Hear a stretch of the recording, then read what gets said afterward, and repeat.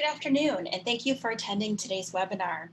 My name is Jennifer Cooley, and I am the Education and Outreach Manager for the State Historical Museum. The webinar today is part of the State Historical Society's 19th Amendment Centennial celebration.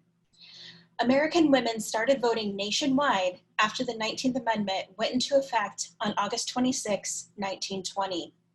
100 years later, the State Historical Society of Iowa commemorates that milestone and the Iowans who marched toward it with a series of monthly programs and events through August. The suffrage focus today is connected to the Toward a Universal Suffrage, African-American Women in Iowa, and the Vote for All traveling exhibit on display for the month of July at the State Historical Museum. In fighting for the vote, African-American suffragists confronted racism in addition to discrimination based on their gender. It was not until the passage of the Federal Voting Rights Act of 1965 that all African-American women across the United States gained the right to vote. A few housekeeping points before I introduce our speakers. Everyone came into this webinar on mute with cameras off. The webinar is being recorded and will be placed on the Iowa Culture page of YouTube in a few days. I have disabled the chat function, but if you have a question, please type it into the Q&A feature. My colleague Matt Beyer is watching that feature and will prepare a list of questions for the speakers at the end of the presentation. But please note, we may not be able to get to all of the questions. Now I'm happy to introduce our two speakers. Kristen Corey, our first speaker, works for the Iowa Department of Human Rights in the Office of the Status of Women within the Division of Community Advocacy and Services. Kristen received her Master's of Science degree in Sociology and Sustainable Agriculture from Iowa State in 2007. As an undergrad student, she worked as an intern for the Women, Food, and Agricultural Network, served as a peer mentor and teacher in the Life in Iowa internship program, and was a researcher for Iowa State Extension.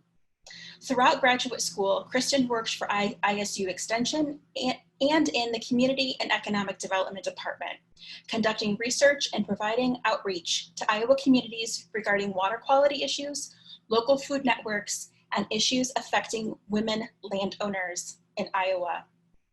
Eric Morse, who will speak second, has a Master's of Arts in Museum Studies from the Johns Hopkins University.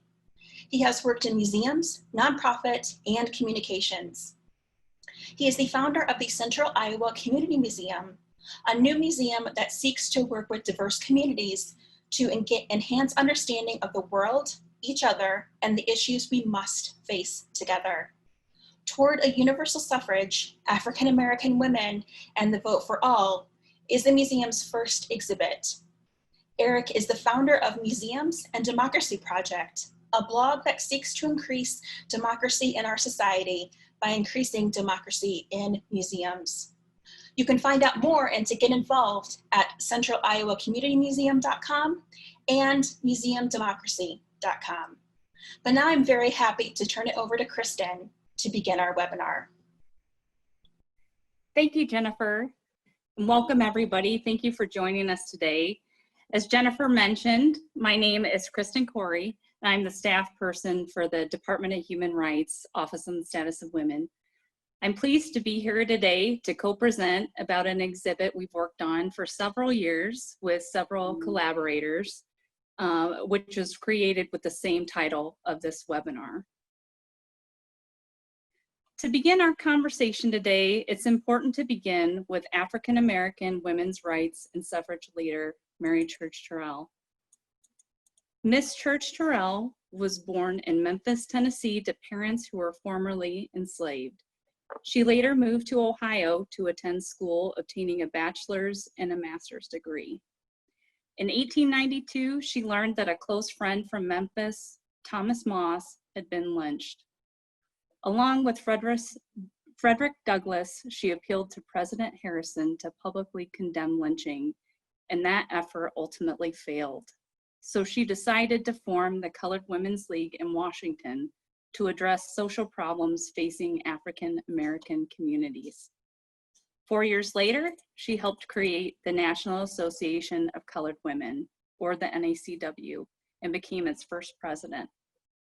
Also a founding member of the NAACP, she was a leading advocate for civil and women's rights. She spent her entire life fighting for universal suffrage and freedom and equality for all. Many of the women we profiled in our exhibit either knew her or were influenced by her work on both a personal and a national level. Next, we move our focus to the Iowa leaders who fought for universal suffrage, both in Iowa and on a more national level. If you haven't done so already, we encourage you to visit the exhibition, which will be located at the State Historical Building in Des Moines through the end of the month, through July 31st, to learn more about what we're discussing in this webinar and also about the women featured in the exhibit. And as a side note, if there are any budding or current historians on this webinar, there is a lot more research to be done.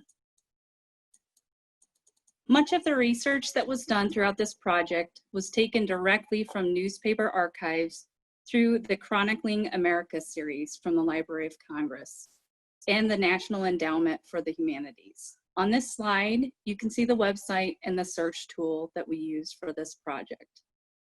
Using this tool, we were able to find documentation on African-American women in Iowa and on suffrage activity in the late 1800s and early 1900s. The first suffragist we chose to focus on is Gertrude Durden Rush. Miss Rush was born in Navasota, Texas, as the daughter of a Baptist minister, Frank Durden and Sarah Reinhardt Durden. The family later moved to Oskaloosa, Kansas, and then to Quincy, Illinois. In the late 1800s and early 1900s, Miss Rush was a teacher in Kansas and governmental schools in what would later be known as Oklahoma, and also in Des Moines. She furthered her education at Des Moines College, graduating with a Bachelor's of Arts in 1914, and then went on to study law. She passed the Iowa bar in 1918 after studying law with her husband, James Buchanan Rush, in his law practice, and became the first African-American woman in the state of Iowa to pass the Iowa bar exam. Later in 1924, she was denied admittance to the American Bar Association. In response to its practice of denying admission to African Americans, Miss Rush and several other African American men founded what was then known as the Negro Bar Association, which would later be known as the National Bar Association. I don't know how many participants of the webinar are from the Des Moines area or have seen the public sculpture called A Monumental Journey, but you can find it on 2nd Avenue by the Women of Achievement Bridge in Des Moines.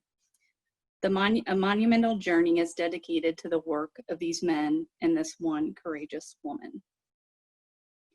Throughout her life, Miss Rush was an activist and was involved in many organizations dedicated to African American and women's rights, including serving as the president of the Iowa Federation of Colored Women's Clubs from 1911 to 1915. She was also an active member of the NAACP and the Colored Women's Suffrage Club, among many other clubs and organizations.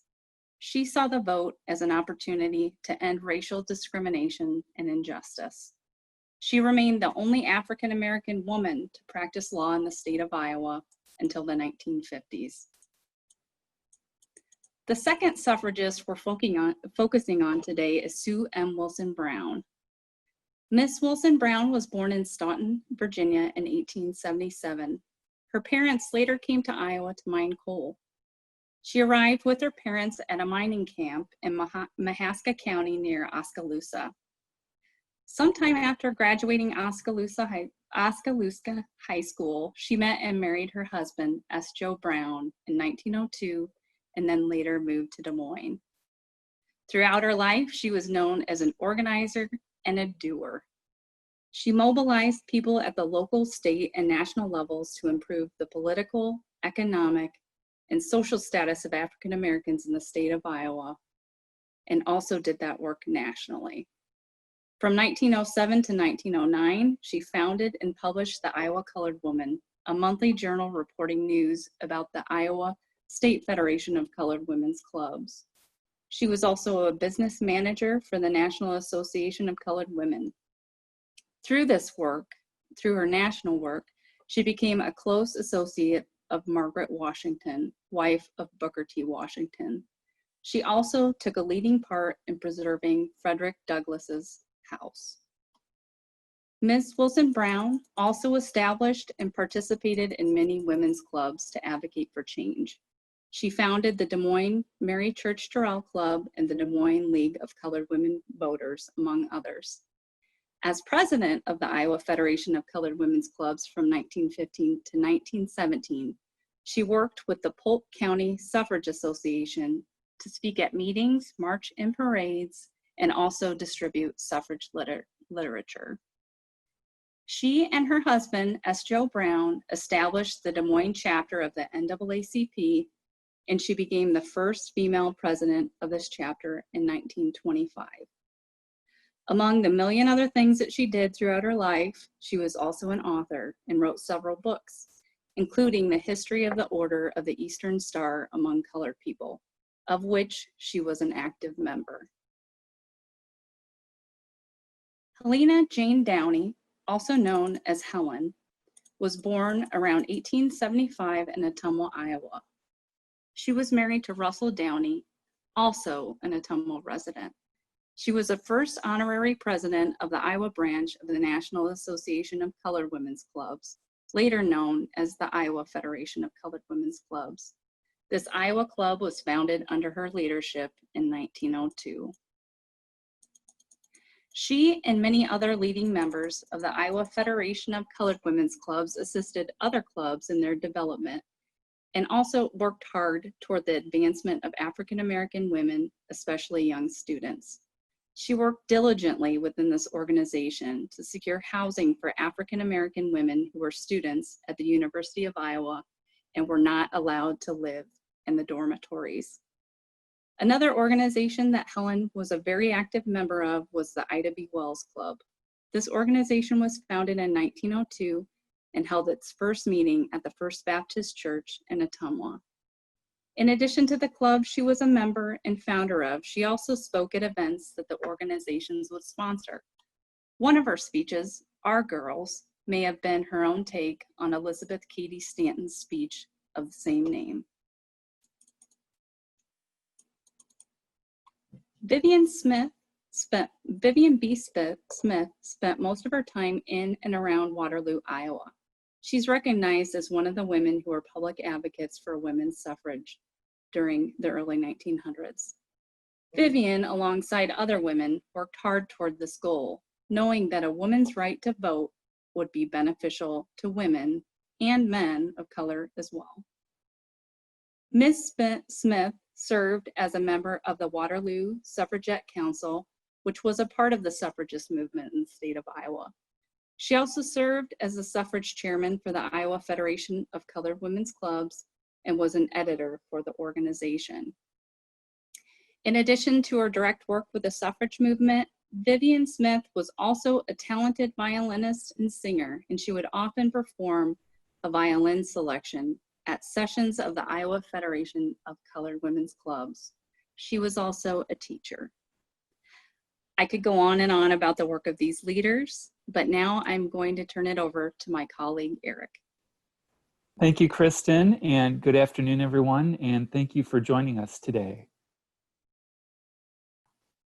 One of the reasons we wanted to put together this exhibit is to highlight the diversity and difference that was part of the women's suffrage movement.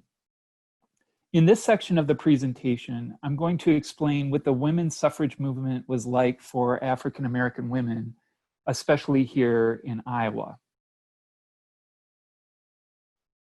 The roots of women's suffrage in the United States are found in the movement to abolish slavery.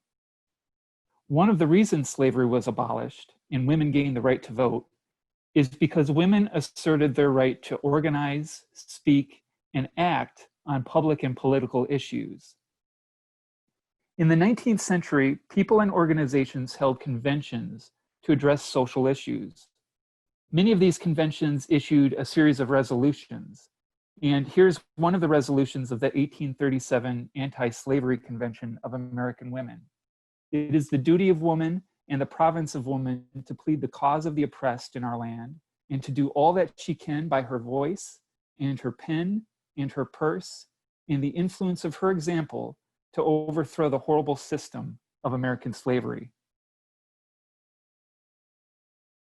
In 1859, just 2 years before the Civil War started, the New England Convention of Colored Citizens was held. They also issued a series of resolutions which were published in The Liberator. The Liberator was a famous anti-abolitionist newspaper that was published weekly by William Lloyd Garrison. One of the resolutions to come out of this convention called for universal suffrage, that all women, black and white, and black men be given the vote. It would take more than 100 years for universal suffrage to become law throughout the United States. The greatest historian of African American women's suffrage is Rosalind Terborg Penn.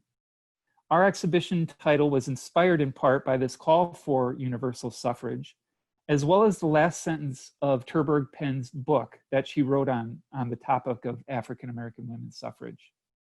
She wrote, quote, "African American women were universal suffragists in the sense that their voices called for the vote for all citizens, not just for themselves." Following the Civil War, the public debated a new amendment to the US Constitution to address voting rights.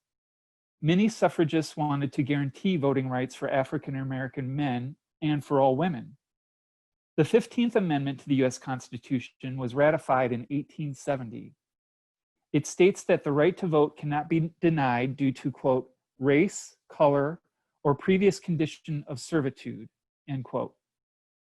It was interpreted to apply only to men. While African American women suffragists wanted the vote, many supported the effort to give the vote to Black men. The experience of being enslaved made it critical to survival that African Americans have the vote in some way. For a brief time, African American men were able to vote and hold elective office throughout the United States. When Reconstruction ended in the 1880s, Southern white leaders put in place a system of Jim Crow laws that kept African Americans from voting. Suffragists continued to work for the women's vote, but the movement was split over the 15th Amendment. Some white suffragists were angered over not gaining the vote and opposed or were quiet about expanding the vote to African American women. African American women joined women's organizations with white women. The white women in the organizations discriminated against African American members, promoted segregation rhetoric, and failed to speak out on issues critical to African Americans, such as lynching. This led African American women to begin their own organizations that would value the experiences of themselves and their communities. Several of the most prominent were the National Association of Colored Women's Clubs, the National Association of Colored Women, and the Baptist Women's Convention. These organizations had hundreds of thousands of members and were organized at the national, state, and local level. The communication that took place between these levels allowed women to share ideas and mobilize, such as through petitioning. Helen Downy, as Kristen mentioned, was the first president of the Iowa branch of the National Association of Colored Women's Club, which was later known as the Iowa Federation of Colored Women's Clubs. This club was founded under her leadership in 1902 at a convention in Ottumwa. By the next year, when this photograph was taken, there were 8 clubs in the state of Iowa with more than 100 members.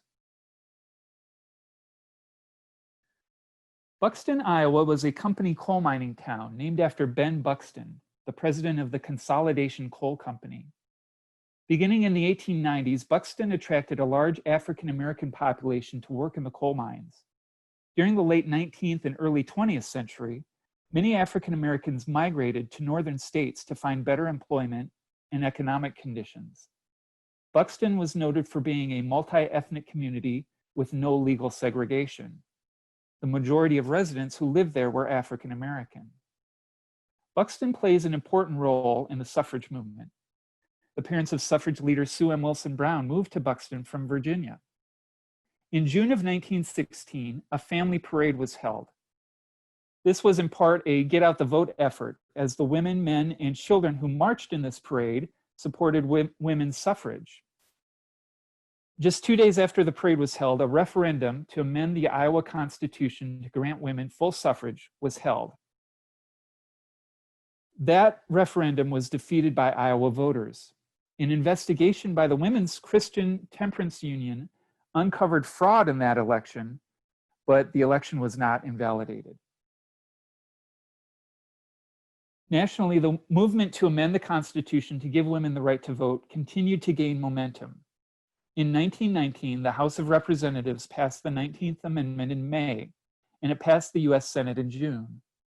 In order for an amendment to become part of the Constitution, it must be ratified by 3/4 of the states. At that time, that meant that 36 states were required to ratify. Iowa moved quickly.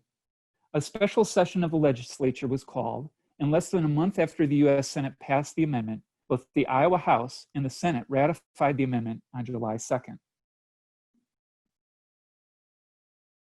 Like Iowa's lawmakers, Iowa's African-American women also moved quickly after the Iowa legislature ratified the 19th Amendment. The Des Moines League of Colored Women Voters was organized in August of 1919, with Suom Wilson Brown as its founder and first president. Leagues were also formed in Keokuk and Fort Dodge. Members of the league volunteered in various capacities at the polls for an election in Des Moines in 1920. On October 2nd, 1919, the Iowa Equal Suffrage Association reorganized as the Iowa League of Women Voters in Boone. The organization is later renamed the League of Women Voters of Iowa. Sue M. Wilson Brown spoke at the last IESA convention, and she and 3 other members of the Des Moines League of Colored Women Voters were delegates to the first convention of the Iowa League of Women Voters. Nationally, the League of Women Voters was founded by Carrie Chapman Catt, also an Iowa native. On August 18th, 1920, Tennessee became the 36th state to ratify the 19th Amendment. On August 26th, US Secretary of State Bainbridge Colby certified the ratification of the amendment. Today, August 26th is recognized as Women's Equality Day. In 1924, Sue M. Wilson Brown became the first vice president of the National League of Republican Colored Women and was the chair of the Polk County Republican Committee. Here in Iowa, members of this club were unique for using the telephone in the Get Out the Vote drive to elect Calvin Coolidge to a full term as president. So if you have received any phone calls during this election cycle, you can now know that that practice has gone on here in the state of Iowa for almost 100 years. Now I'll turn it back over to Kristen, who is going to talk about some of the African-American women in Iowa who followed in the suffragists' footsteps. Thanks, Eric. For purposes of this webinar, we also wanted to focus on some of the women who are more recent figures in Iowa who continued, and in some cases still continue, to break down barriers. One of these women is Willie Stevenson Blanton, a member of the Iowa Women's Hall of Fame and longtime civil rights icon. If you will remember when I spoke of Miss Gertrude Rush earlier, I mentioned that she would remain the only African-American female to serve as a lawyer in the state of Iowa until the 1950s. The person to become the second African-American female to join the ranks was Miss Blanton. Educated in Tennessee and in Washington, D.C., she was admitted to the Iowa bar in 1953. In the 1960s, the U.S. State Department sent her to Africa and to Southeast Asia to compare laws and their application to women in these countries. In the U.S., Ms. Blanton was the first woman assistant Polk County attorney. She also served as an attorney and equal opportunity advocate with the Small Business Administration. In 1964, she became the first African-American woman elected to the Iowa legislature as a member of the Iowa House of Representatives. She was also the first woman to be an assistant Polk County attorney and the first African-American woman elected to the Iowa chapter of the Federal Bar Association. Throughout her life, she held leadership positions on numerous boards, commissions, and councils, and was also a very active member of church, civic, and community organizations. She was a lifelong advocate for human and civil rights. Another Iowa civil rights icon, which I'm sure everyone is familiar with, nicknamed the Rosa Parks of Des Moines or the Rosa Parks of Iowa, is Edna Griffin. Born in Lexington, Kentucky in 1909, she grew up on a New Hampshire farm and moved to Des Moines in 1947. She earned the nickname the Rosa Parks of Iowa because her request for service at a segregated cafeteria in Des Moines in 1948 sparked protests of the Katz Drug Store and calls for change. One of the interesting things to note is that this action came years before Parks' refusal to move to the back of a bus in Montgomery, Alabama. Ultimately, Griffin's legal suits and sit-ins were successful in making businesses obey Iowa's public accommodations law. In 1963, she organized Iowans to join Martin Luther King's famous March on Washington, D.C. She also began a Des Moines chapter of the Congress of Racial Equality, otherwise known as CORE, which supported the voter registration drive in the South. For many years, her column appeared regularly in Iowa's statewide publication, the Iowa Bystander.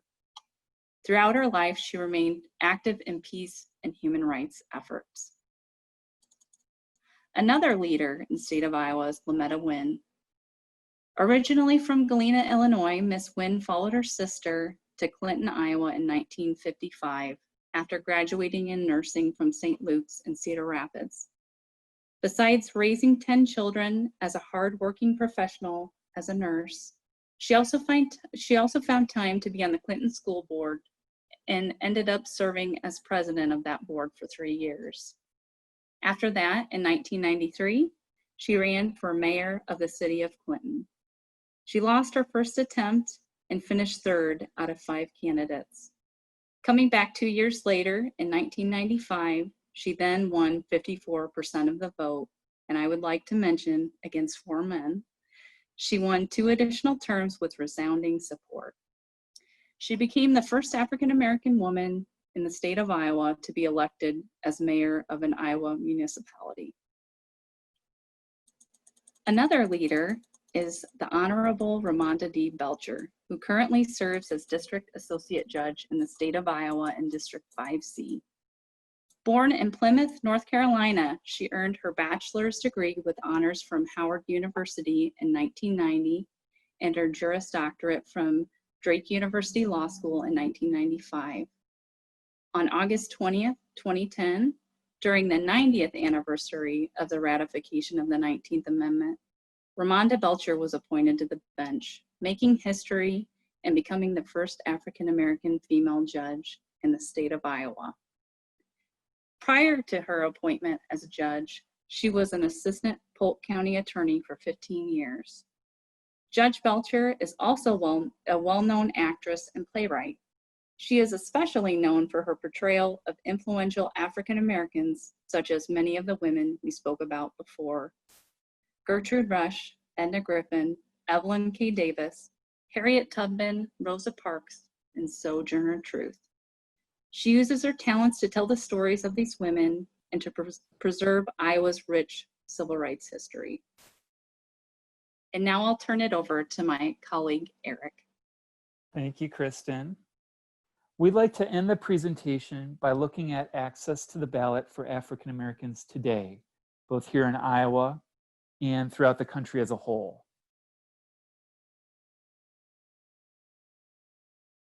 The 19th Amendment granted about 500,000 African American women the right to vote when it was ratified in 1920. Nonetheless, many women of color were not able to vote because of other discriminatory laws. African American women in the segregated South had to wait longer.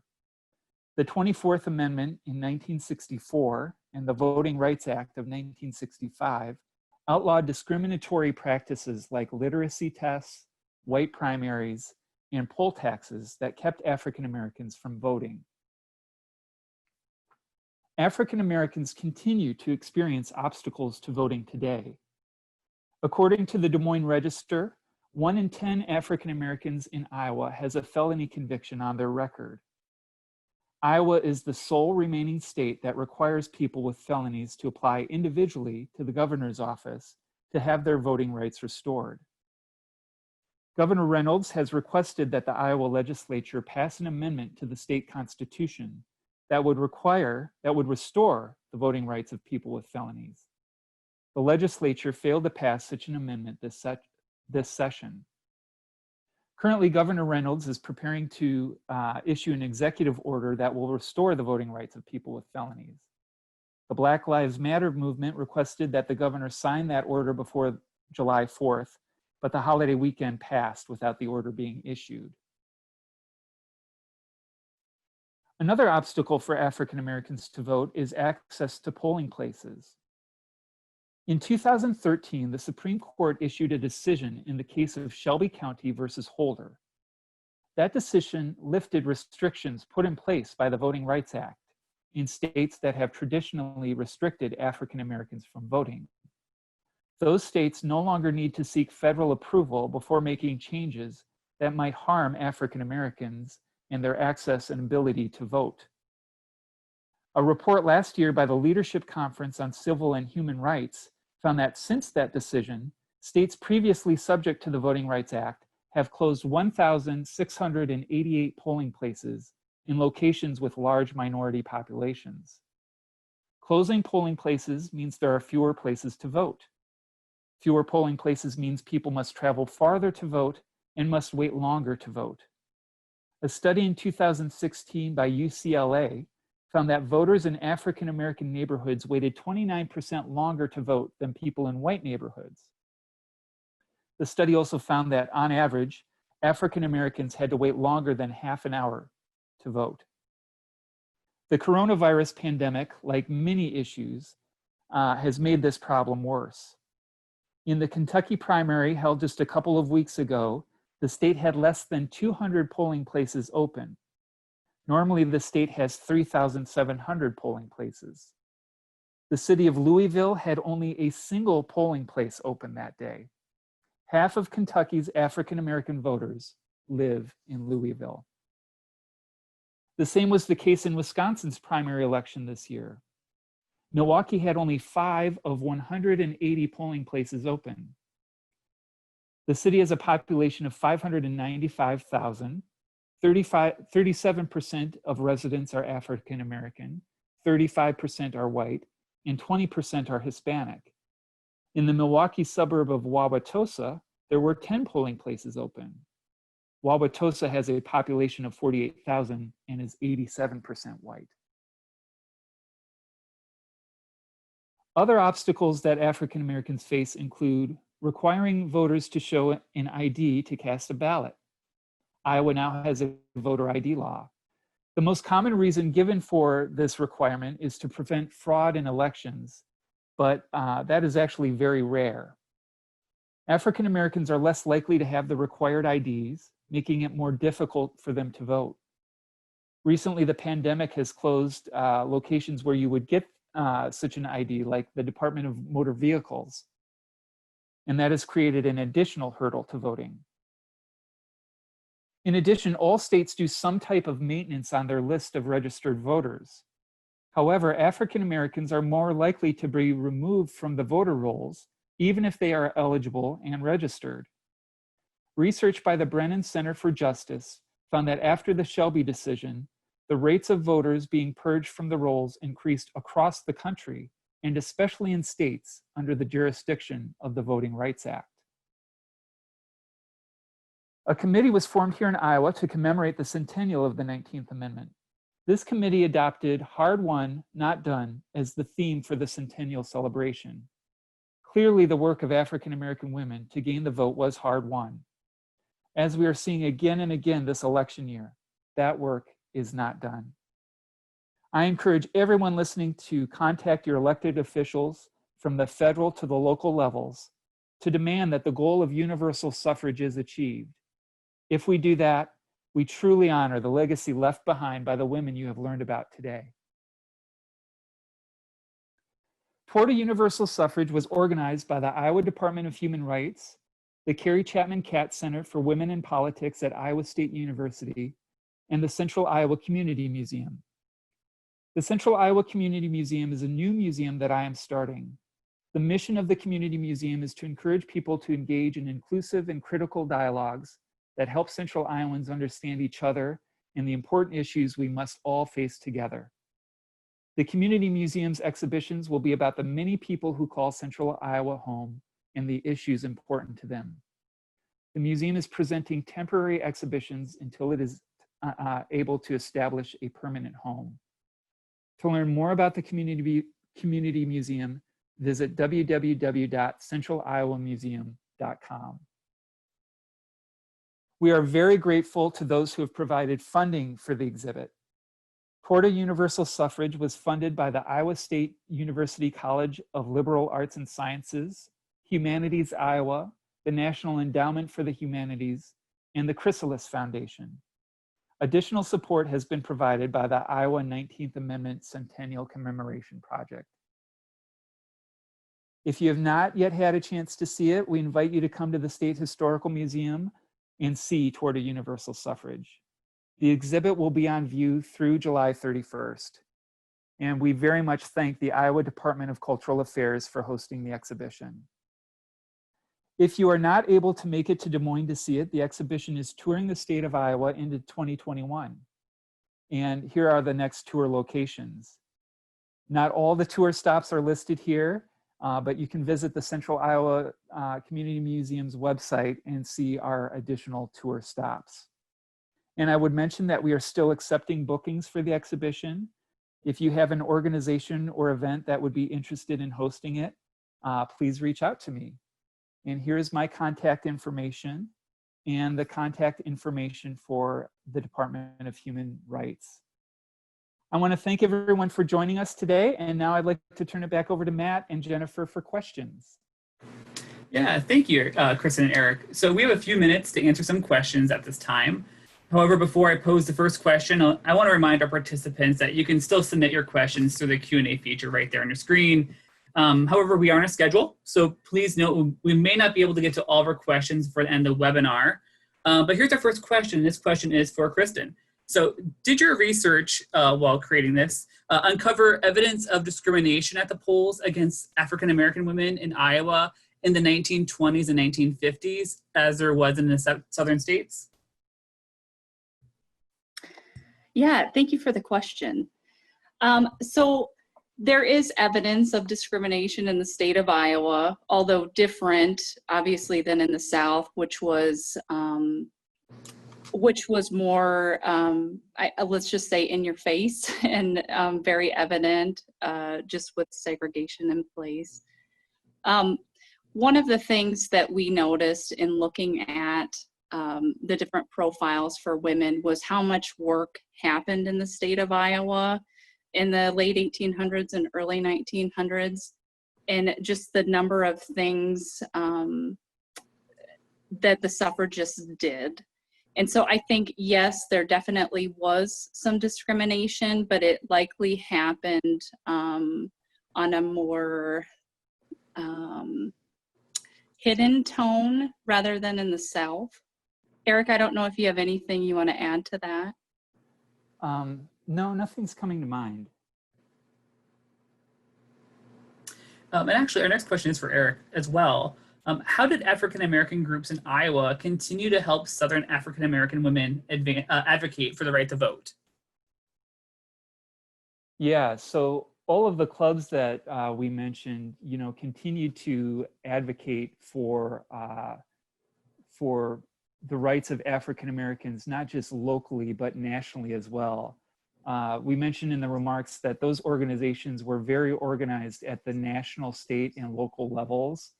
And they did a lot of communicating between those various levels.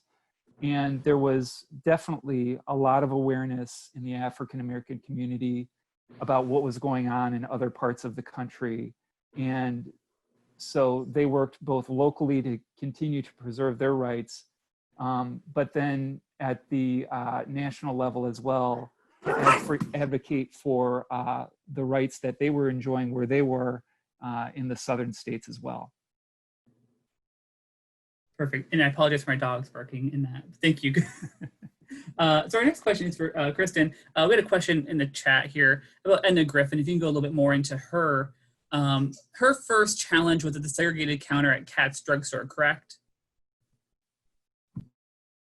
Correct. Yeah, as talked about during the presentation. Was the question, was that her first encounter? Correct. I don't believe that was her first encounter, but certainly in the Des Moines area and in a public way. And so she fought against that. And so very recently in the Des Moines area, the Katz drugstore was renamed in Edna Griffin's namesake.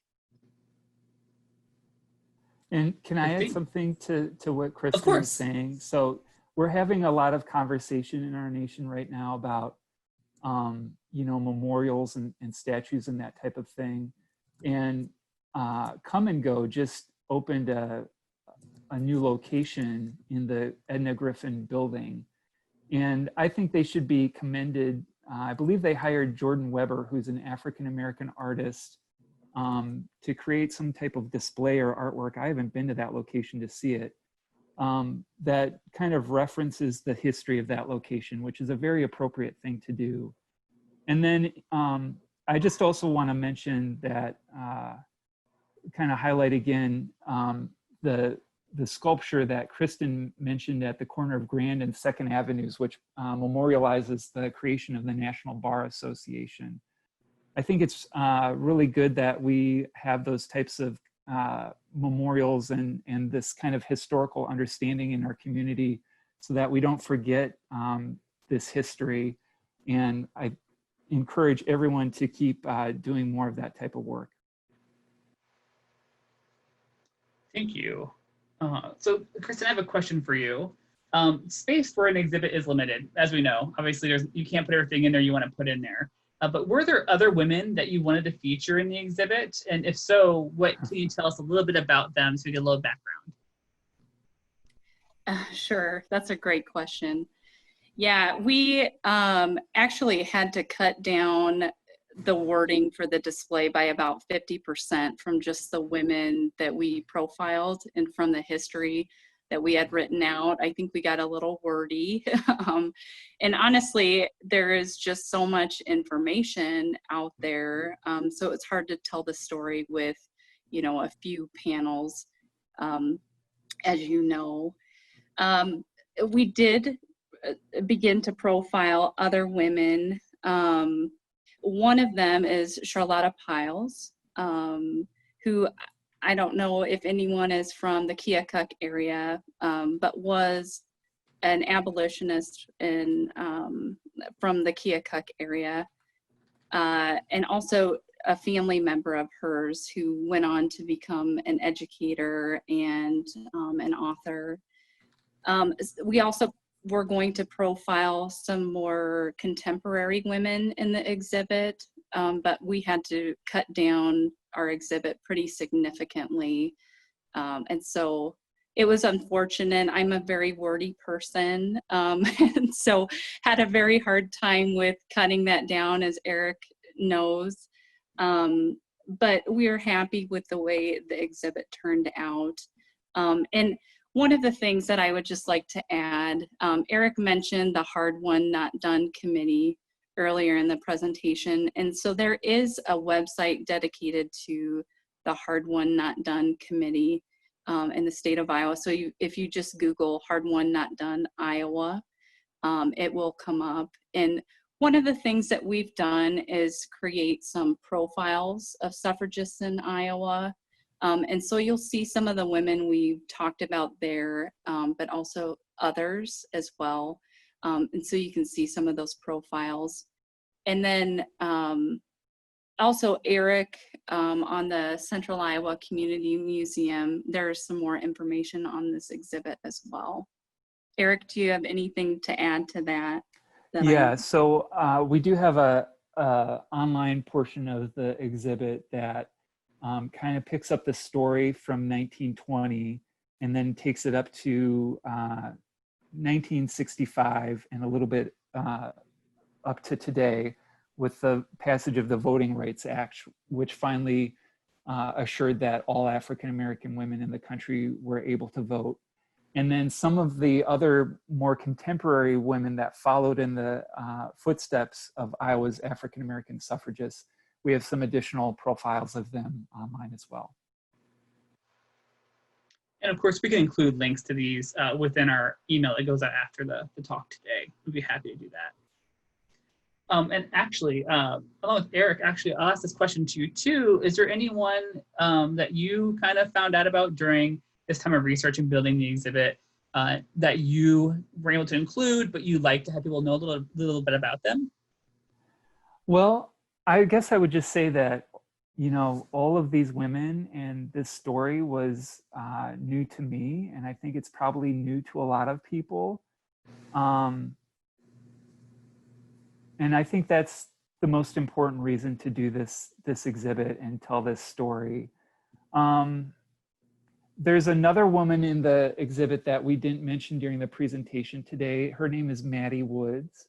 We don't know a whole lot about her, but we know that she marched in that parade in Buxton, Iowa in June of 1916. We know she was a participant in that, so she was marching for women's suffrage. And so, you know, some of these women like Suom Wilson Brown and Gertrude Rush, very high profile. But then someone like Maddie Woods is, you know, someone who's a little bit less profile of a person, but she was marching as well. So for me personally, that's kind of interesting to see the scope of participation in this history. And we talked briefly a little bit before about research and how research is important, obviously, when you put together an exhibit. So a question for Kristen.